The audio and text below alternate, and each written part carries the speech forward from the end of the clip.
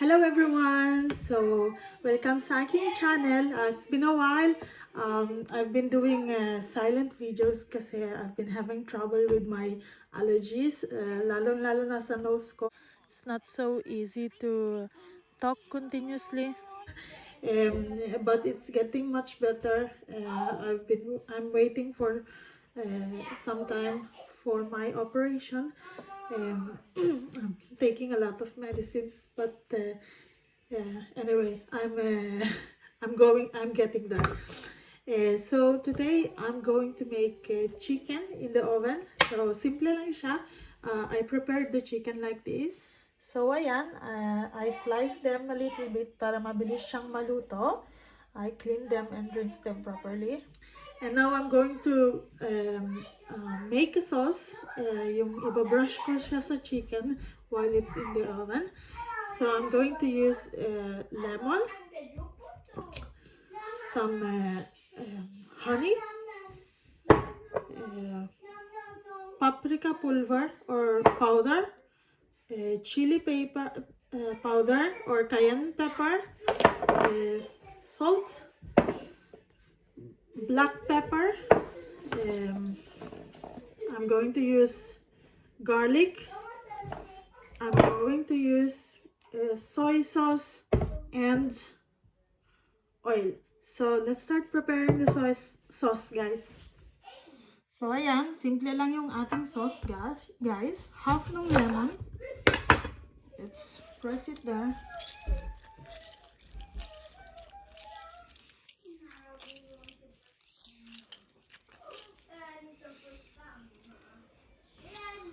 Tapos, tanggalin natin yung ating seeds.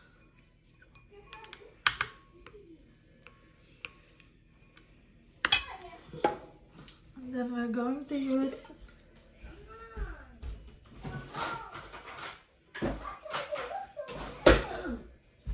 a teaspoon of honey.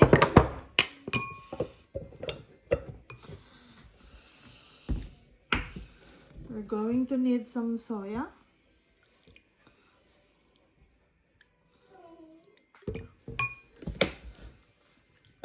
We're also going to need some oil.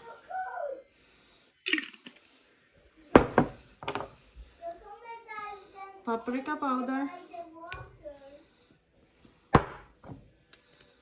Cayenne. Just a little bit para hindi naman masyadong maano sa mga bata. I'm going to put salt.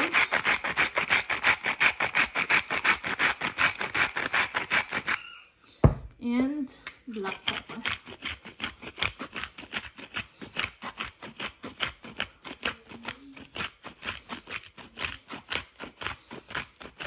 So, then we're going to press the fresh garlic. I'm going to use 4 cloves. So,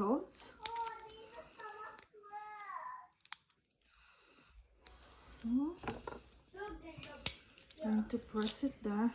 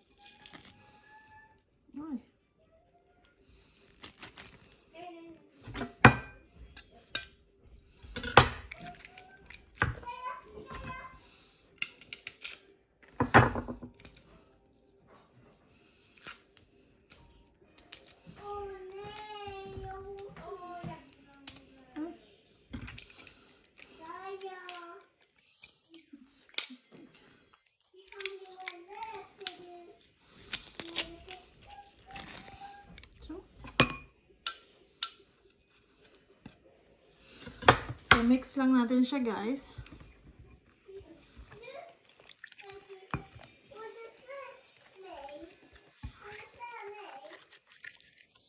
Kadalasan, may ketchup ito, pero I will omit the ketchup this time.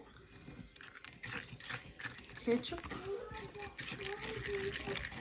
Ayan.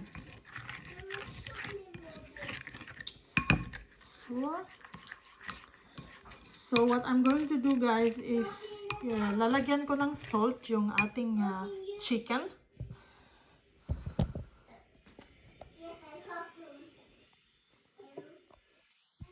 So, going to put some salt on top. So, i-try natin i-marinate yan sa loob. Para on the other side.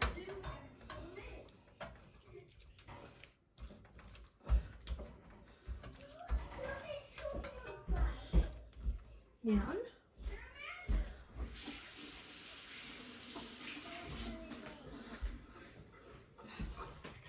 So, kapag nagawa na natin yun, guys, ibabrush natin yung ating sauce sa chicken.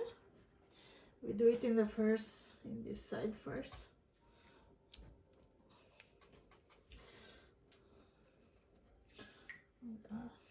Oh, forgot to turn that one.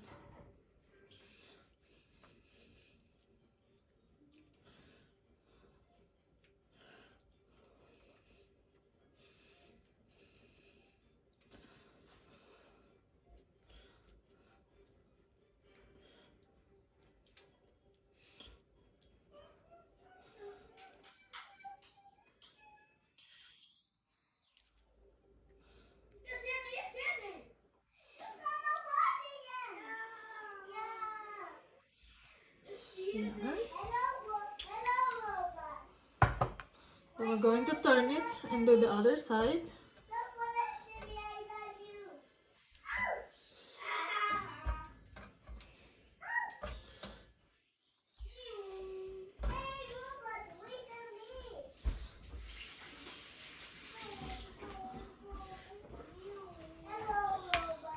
Going to do the same with the other side.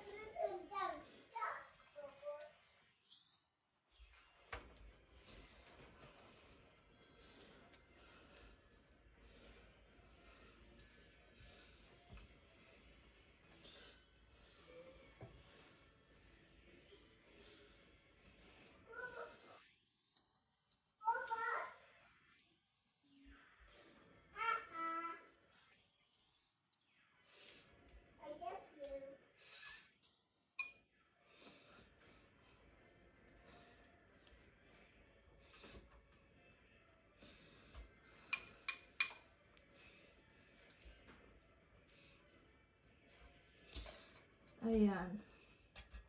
So, kapag tapos na tayo, guys, we're going to put it in the oven. And, itutuloy lang natin siyang, after 10 minutes siguro, or 15 minutes, we're going to brush again the chicken, take it out, and then brush again. So, I will put now in the oven. So, I'm using,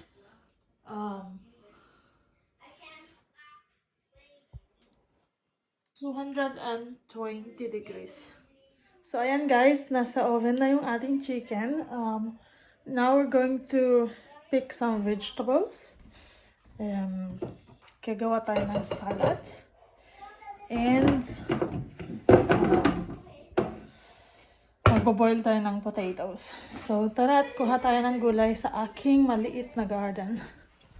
So, hintaya tayong kumuha ng potatoes. Si Mr. Hello. Yeah.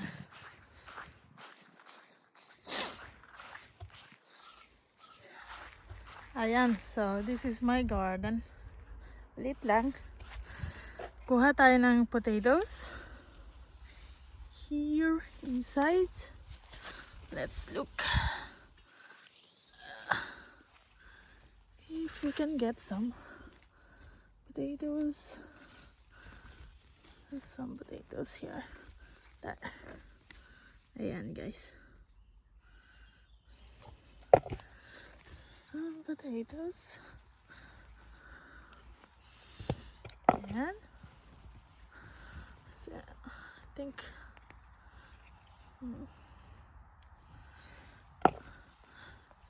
it's nice when you have your own garden kasi nakakatanim ka and you get a lot from very little space. Here.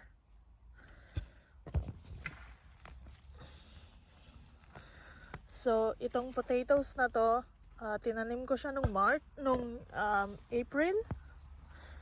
And it's already July, start of July. Nakakakuha na ako ng bunga niya. So, ayan. We're going to take few. Maliliit pa yan. So, ayan. Gustong gusto kasi siya ng mga bata. So, ito. Oh. Ayan. So you can see mga laman niya. But I think that's enough for us. Ayan. Ganito siya. Ito. Meron din akong ditong sugar snaps. So we take few na ilalagay natin sa ating salad. Ayan.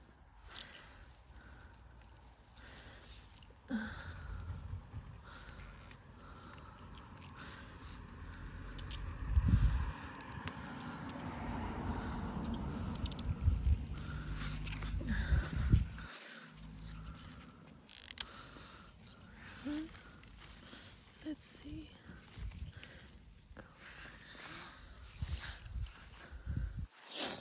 And show. So few there. Ayan. Let's do dito. Dito pa yung iba. So, ayan. Kukuha din tayo ng onions. Ayan. Meron din ako dito ng onions. So, just cut it like this.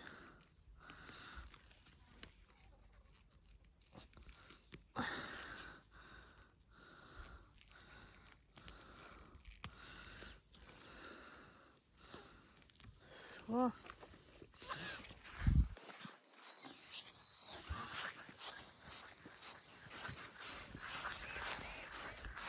ayan, this is my garden. Our garden. May mga apples na rin. Di pa siya pwede. Ayan. Now we're going to get some salad. Nilagay ko dito yung salad ko kasi kinakain siya ng snails. So meron akong Bagyo peche, tawag nila? Chinese cabbage.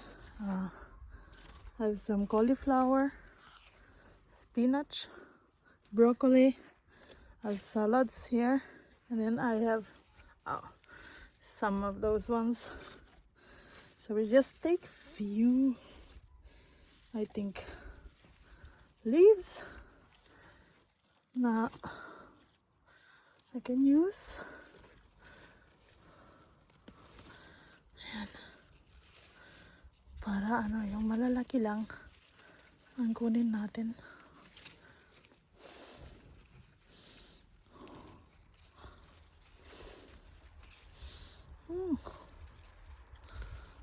The big ones.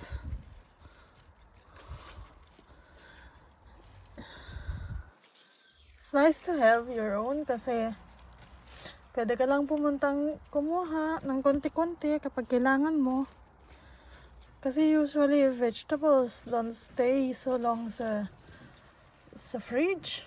they get easily bad. Siguro after a week, you have to consume them. Ayan. So it's nice when you have, lalo na sa summer. Ayan. Everything is fresh. So I think that's enough.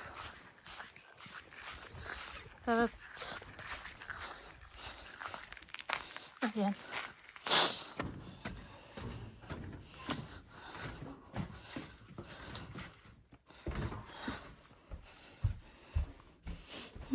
Smells good already. So, ayan na guys yung ating chicken. And then I boiled some potatoes and made some salad. Let's eat guys. Bye!